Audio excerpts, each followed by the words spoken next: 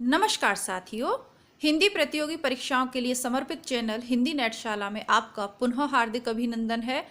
आज हम पढ़ेंगे हिंदी साहित्य इतिहास के अंतर्गत उसका प्रारंभ कहाँ से होता है। फर्स्ट उसका जो टॉपिक होता है वह होता है हिंदी साहित्य इतिहास लेखन की परंपरा।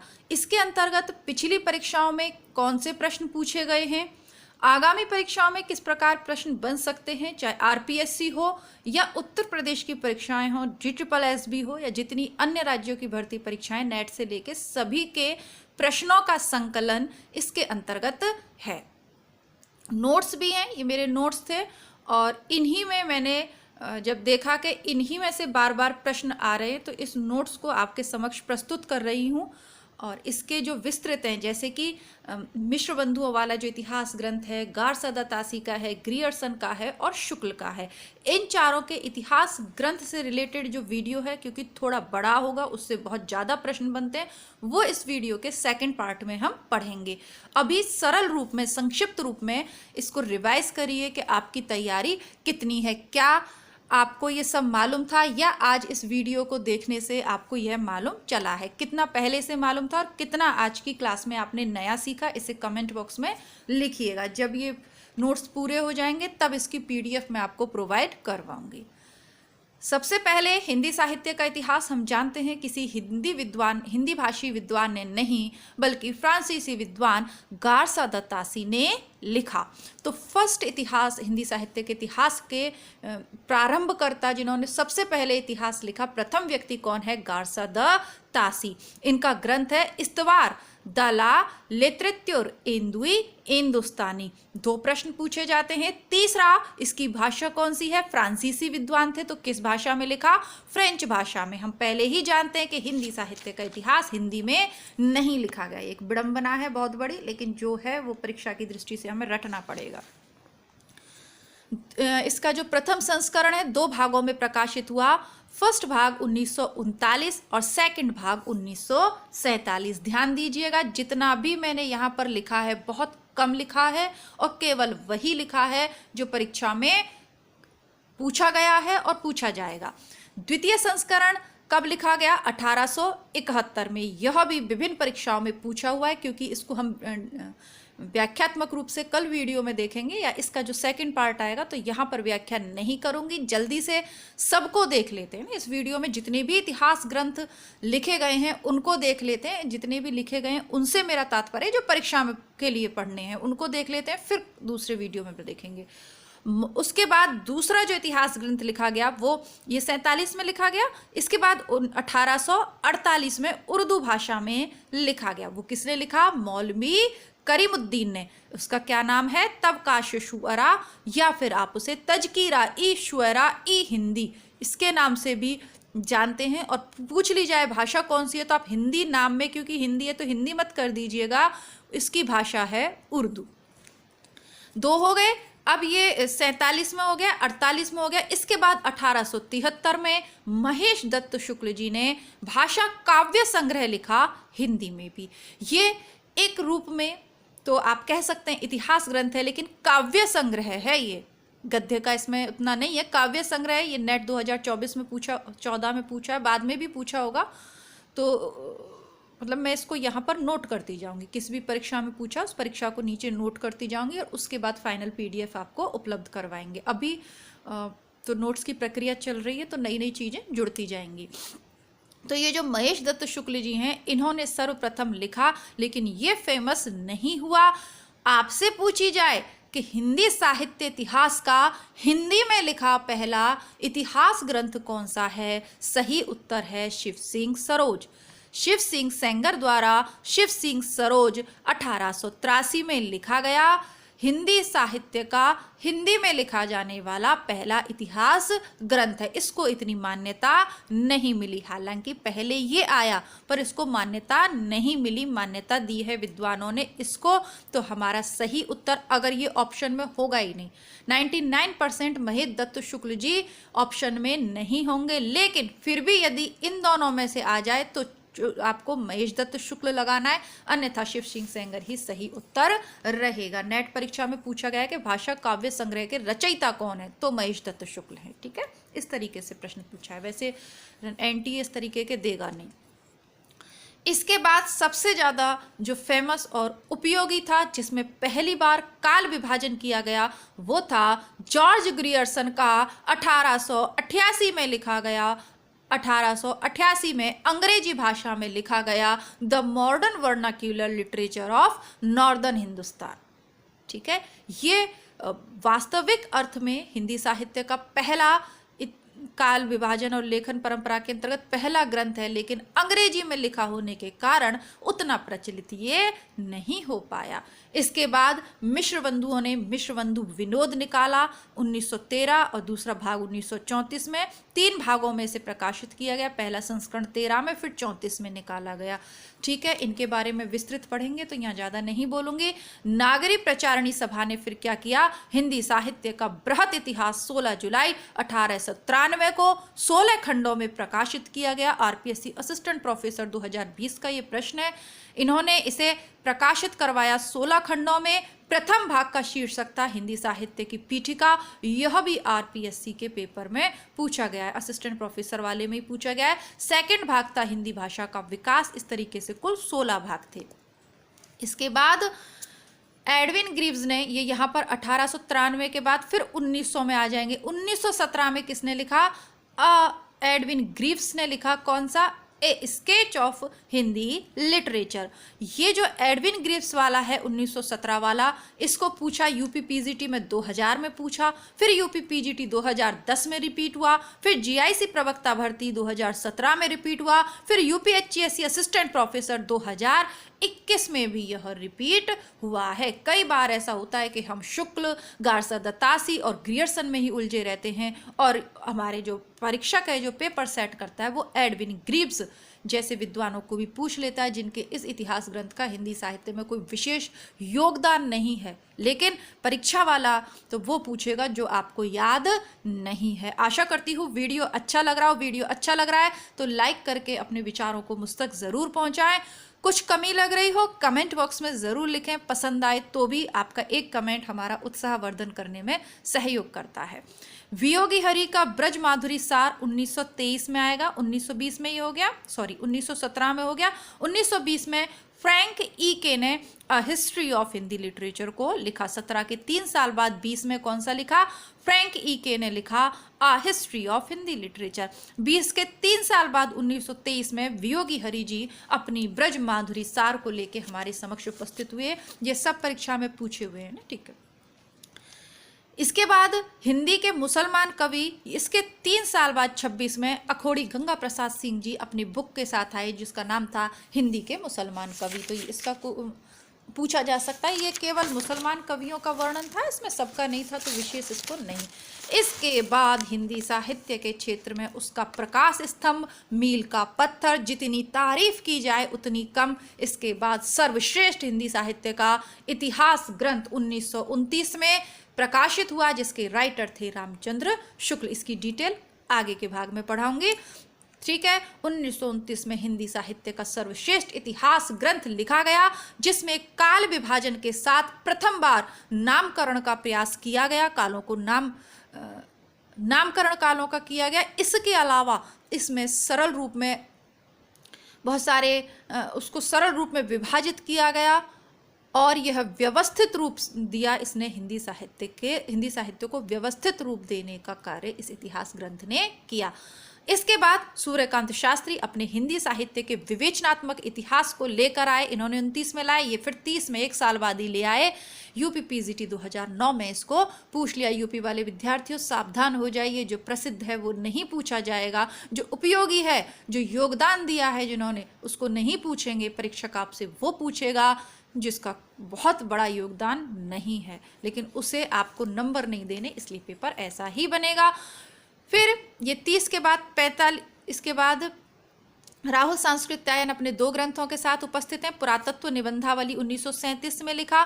फिर इन्होंने हिंदी काव्य धारा को लिखा 45-44, कहीं 45 देखने को मिलता है, कहीं 44 देखने को। तो हिंदी काव्य धारा ये यूपी जीडीसी 2021 में इन्होंने पूछ लिया।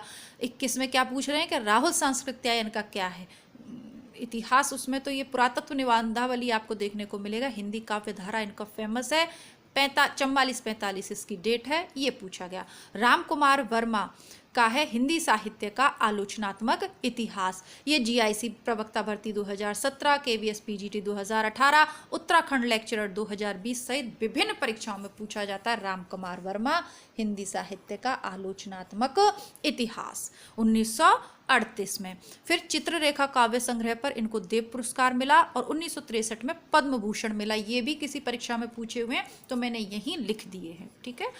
हजारी प्रसाद द्विवेदी ने 3 लिखे हिंदी साहित्य की भूमिका 40 में, हिंदी साहित्य का आदिकाल 52 में और हिंदी साहित्य का उद्भव और विकास 52 में। कहीं कहीं 53 मिलेगा, लेकिन सही 52 है। आप कंफ्यूज ना हो, इसलिए 53 भी मैंने लिख दिया। हिंदी साहित्य की भूमिका एनबीएस पीजीटी में पूछा है। इसके राइटर कौन है? Hazari Prasad Dwivedi, NBS PGT, DSSP PGT 2021, Uttarakhand assistant professor 2017, NET 2005 सहित अब की जो नेट की परीक्षा है वहाँ पे भी रिपीट है। हिंदी साहित्य का आदिकाल, ये पीजीटी 2014 में पूछा है। हिंदी साहित्य का उद्भव और विकास किसकी रचना है? हजारी प्रसाद द्विवेदी की। आरपीएससी कॉलेज लेक्चरर 2024, पीजीटी 2018 में पूछिए। इसके बाद भी पूछिए, मैं यहाँ लिख नहीं पाई हूँ अभी, तो उसको लिख दूंगी मैं फाइनल आपको पीडीएफ देने से पहले। तो इसके अलावा श्री भुवनेश्वर प्रसाद मिश्र माधव ने संत साहित्य 1941 में लिखा। फिर नंद दुलारे वाजपेयी ने हिंदी साहित्य 20वीं शताब्दी 42 और कहीं कहीं 45 देखने को मिलता है, 42 आप सही मानिएगा। हिंदी साहित्य की 20वीं शताब्दी नामक ग्रंथ लिखा 2017 और 2016 में से पूछा गया है। नंद दुलारे वाजपेयी का भी काफ़ी फेमस है ये, है ना, बाद में भी पूछा हुआ है। अब ऐसा नहीं है कि यहाँ जितना लिखा है बस उतना ही पूछा बहुत कुछ है, लेकिन अभी जिससे मैंने तैयारी करवाई है वहाँ इतना ही मिला मुझे। रामनेश त्रिपाठी का कविता कौमुदी काफ़ी फेमस है। शुक्ल की बुक के प्रारंभ में परिचय में इस बुक का नाम देखने को मिलेगा। 1974 में इसको लिखा गया। भारतेंदु पूर्व के 89 कवियों का जीवन विवरण उनकी कविताओं सहित है और 15,000 से अधिक लोकगीतों का संग्रह 8 भागों में से प्रकाशित हुआ। सोहर, कजरी, विरहा, विवाह गीत, विदाई गीत, ये सब इसमें देखने को मिलते हैं और उर्दू, बांग्ला, संस्कृत की शब्दों का इसमें प्रयोग हुआ है। इसके अलावा अन्य महत्वपूर्ण शोध और प्रबंध और समीक्षात्मक ग्रंथ भी लिखे गए जो हिंदी साहित्य इतिहास लेखन परंपरा में महत्वपूर्ण स्थान रखते हैं। हालांकि हिंदी साहित्य इतिहास की लेखन परंपरा के प्रमुख ग्रंथ नहीं है, इतिहास ग्रंथ नहीं है, लेकिन किसी एक भाग को लेकर या किसी एक टॉपिक को लेकर लिखे गए सर्वश्रेष्ठ ग्रंथों में हैं, उनको देख लेते हैं। प्रश्न यहाँ से भी बनेगा। डॉक्टर गणपति चंद्र गुप्त का हिंदी साहित्य का वैज्ञानिक इतिहास 1965 में लिखा गया। 2009, 2020 सब में पूछा जा रहा है, चाहे पीजीटी हो, चाहे लेक्चरर हो, जीआईसी वाली हो, सब में पूछा जा रहा है। फिर डॉक्टर बच्चन सिंह का हिंदी साहित्य का दूसरा इतिहास 1996 में लिखा गया। ये भी जीआईसी पीजीटी 2015 में पूछा है। और यहीं से 2015 में ही सेम इसी पेपर में ये भी पूछा है कि सुमन राजे का कौन सा है। तो हिंदी साहित्य का आधा इतिहास का राइटर कौन है? सुमन राजे। ये दोनों प्रश्न जीआईसी प्रवक्ता भर्ती 2015 में पूछे हुए हैं। बच्चन सिंह का एक और है हिंदी साहित्य का आधुनिक इतिहास या जो भी करके, तो वो भी है, लेकिन प्रश्न यहाँ से पूछा है इसलिए मैंने ये लिख दिया है। सुमन राजे का दूसरा ग्रंथ है साहित्य इतिहास, संरचना और स्वरूप। आधे इतिहास से मतलब इनका मानना है सुमन राजे ने कहा कि इतिहास के अंतर्गत महिलाओं को बिल्कुल महिला लेखिकाओं को उपेक्षित किया गया, तो उनके बारे में जानकारी इस ग्रंथ में मिलती है। 2003 में इन्होंने ये लिखा है, लेटेस्ट है। पद्मलाल पुन्नालाल बख्शी ने हिंदी साहित्य का विमर्श लिखा है। 2005-10 में बहुत बार पूछा हुआ है ना, तो आप तो बस ये याद रखिए कि हिंदी साहित्य विमर्श के राइटर कौन है? पद्मलाल पुन्नालाल बख्शी। ठीक है, वीडियो बहुत लिखने में बहुत मेहनत पड़ती है, लेकिन मेरा आपको ये कि नोट्स के साथ साथ आपको प्रामाणिकता भी मिले, तो कृपया करके आप अपनी राय ज़रूर कमेंट बॉक्स में लिखें, ताकि इसी तरीके के नोट्स अगर आपको आगे चाहिए तो इसका विस्तृत भाग तो मैं लाऊंगी, और इसके बाद आदिकाल, रीतिकाल सबको ऐसे ही 3-3, 4-4 प्रश्नों में, 3-3, 4-4 प्रश्नों में नहीं, पृष्ठों में, पन्नों में आपके समक्ष लाऊंगी। ठीक है, लेकिन ये सब डिपेंड करता है कि आप इस वीडियो को कितना पसंद करते हैं। इसके बाद ये थोड़ा सा मैंने डिटेल दिया। नागरी प्रचारणी सभा वाराणसी द्वारा हिंदी साहित्य का जो बृहद इतिहास ग्रंथ लिखा गया था, जो 18 खंडों में था, अभी पूर्व में पढ़ाना, उसका आधार ग्रंथ क्या था? शुक्ल जी का इतिहास ग्रंथ। ये उत्तराखंड लेक्चर 2020 में पूछा है कि ये किसका हिंदी साहित्य का बृहद इतिहास किसने लिखा, और 16 जुलाई 1893 को प्रकाशित हुआ। प्रथम भाग ये तो मैंने आपको बता चुकी। अब देखिए, शताधिक लेखकों का सामूहिक प्रयास होने के कारण इसमें शैली की एकरूपता नहीं है। फिर भी नागरिक प्रचारिणी सभा के अंतर्गत जिन राइटर्स ने इम्पोर्टेंट भूमिका निभाई, जिनको ज़्यादा महत्व दिया गया, जिनकी बुक्स के आधार पर उसको लिखा गया, उनको देख लेते हैं। डॉक्टर भागीरथ मिश्र का हिंदी काव्य शास्त्र का इतिहास इसके अंतर्गत लिया गया। डॉक्टर मोतीलाल मैनरिया की राजस्थानी साहित्य की रूपरेखा, इसके 2 इन्होंने बुक निकाली, एक थी राजस्थान भाषा और साहित्य, एक थी राजस्थान पिंगल साहित्य। 2 इनकी बुक थी, जिसमें से आश्रम पद्धति पीजीटी वाली में राजस्थान भाषा और साहित्य बुक के राइटर कौन है? मोतीलाल मैनरिया, ये प्रश्न पूछा हुआ है। इसके अलावा डॉक्टर टीकम सिंह तोमर हिंदी वीर काव्य के साथ आए। इसमें डॉक्टर नगेंद्र ने रीति काव्य की भूमिका, ये शोध ग्रंथ लिखा और हिंदी साहित्य के इतिहास का 1973 में संपादन किया। राइटर नहीं है, संपादित किया। इनका जो ग्रंथ है, जो लिखा है, वो तो केवल रीति काव्य के ऊपर इनकी पीएचडी है। नगेंद्र की बुक आप सबके पास होगी। इसके अलावा डॉक्टर नलिन विलोचन शर्मा साहित्य का इतिहास दर्शन के साथ उपस्थित हुए, ये भी प्रश्न पूछा हुआ है। ये सभी राइटर वो हैं जो पूछे हुए हैं, बस यहाँ पर लिखे नहीं है। जैसे जैसे मिलते जाएंगे कि कौन सा किस परीक्षा में पूछा है, यहाँ नोट डाउन कर दूंगी मैं। डॉक्टर रामस्वरूप चतुर्वेदी की हिंदी साहित्य और संवेदना का विकास 1986 में प्रकाशित हुई, और ये हम पढ़ रहे हैं ना। रामस्वरूप चतुर्वेदी की बुक तो हमारे चैनल पे चली रही है, प्लेलिस्ट बनी हुई है, देख लीजिएगा, है ना। प्रतिदिन वीडियो अपलोड करती हूँ, किसी दिन नहीं भी हो पाता तो प्लेलिस्ट में हिंदी साहित्य का सरल इतिहास, रामचंद्र शुक्ल का इतिहास ग्रंथ, इसके अलावा आपका सरस्वती पांडे, गोविंद पांडे की वन लाइनर और बहुत कुछ है ना, आपको प्लेलिस्ट चेक करनी पड़ेगी। फिर डॉक्टर विश्वनाथ प्रसाद मिश्र ने हिंदी साहित्य का अतीत लिखा 2 भागों में।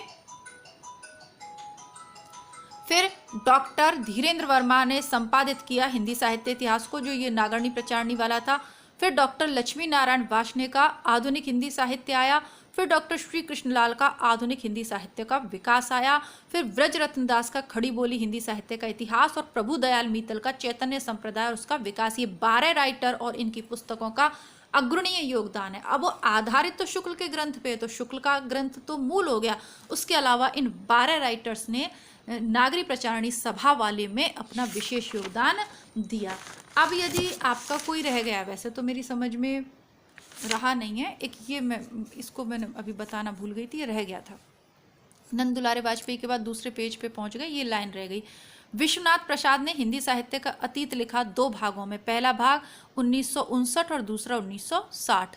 ये जो भाग है ना, इसमें जो कहते हैं ना रीतिकाल को श्रृंगार काल किसने कहा? विश्वनाथ प्रसाद मिश्र ने। कौन से में कहा? भाग फर्स्ट में या नहीं, भाग सेकंड में इन्होंने कहा है। भाग सेकंड में इन्होंने रीतिकाल को श्रृंगार काल का। ये भी प्रश्न आरपीएससी में पूछा हुआ है गहराई से कि कौन से भाग में श्रृंगार काल का है। अभी तक तो यही पूछा जाता था कि रीतिकाल को श्रृंगार काल किसने कहा है, लेकिन ये पूछ रहे हैं श्रृंगार काल तो हम बता दे रहे हैं विश्वनाथ प्रसाद मिश्र ने कहा है, लेकिन कौन से भाग में? उनके इतिहास ग्रंथ के तो 2 भाग हैं, इतिहास ग्रंथ है कि हिंदी साहित्य का अतीत, लेकिन कौन से वाले में कहा है? तो सेकंड पार्ट में कहा है। ओके, ये यूपी पीजीटी 13 नेट 2015 और 19 में पूछा हुआ है। तो इसी के साथ इतने नोट्स मैंने तैयार किए, मतलब तैयार तो पहले भी थे, इनको रिन्यू किया है, कुछ नया ऐड किया है, और अभी धीरे धीरे कुछ और भी नया इसमें ऐड होता जा रहा है। कैसे लगे कमेंट ज़रूर, आज बार बार कह रही हूँ क्योंकि वास्तव में मैं जानना चाह रही हूँ कि इस मेहनत का कोई आपके लिए यूज है भी या नहीं। ठीक है, तो मिलती हूँ पुनः इसके दूसरे भाग के साथ। दोनों भागों को देखिएगा और उसके बाद आप मुझे बताइएगा कि इसमें से कौन सी चीज़ तथ्य ऐसे हैं जो आज आपको नए मालूम चले और कौन से ऐसे हैं जो पहले से मालूम थे। ठीक है, उसी के आधार पर आगे आपकी परीक्षाएं, चाहे आपका यूपी के हों, आप आरपीएससी का दे रहे हों, कोई भी दे रहे हो, TGT, PGT, assistant professor, net, सभी के लिए ये यूज़फुल है। धन्यवाद।